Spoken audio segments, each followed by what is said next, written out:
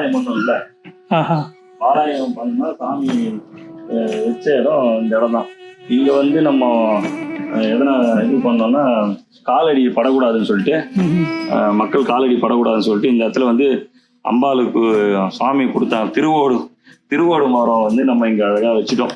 இந்த திருவோடு எங்க இந்த ஜெனரேஷன்னா திருப்புணல் வாசல் அங்க இருந்து ஒரு காய் எடுத்து வச்சு பதியம் போட்டு இங்க வச்ச மரம் இது. அதனால ஏதோ ஒரு தொடர்பு ஜென்ம தொடர்பு அங்கிருந்து இங்க வந்து இங்க சாமி இருந்த இடத்துல நம்ம வச்சாச்சு. அது எல்லாமே ப்ராப்பரா மதுரை மரம், நாகலிங்க மரம், அதுதான் தலைவிரிச்சம் வந்து இலுப்பை மரம். இந்த இலுப்ப மரத்துல நடுவில் இருக்காது. ஆமா, அது லாஸ்ட்ல இருக்கு. ஆமா, இந்த இலுப்ப மரம் எண்ணெய் தான் வச்சு சுவாமிக்கு இங்க விளக்கு ஏத்தனா நல்லா இருக்கும்னு சொல்லுவாங்க.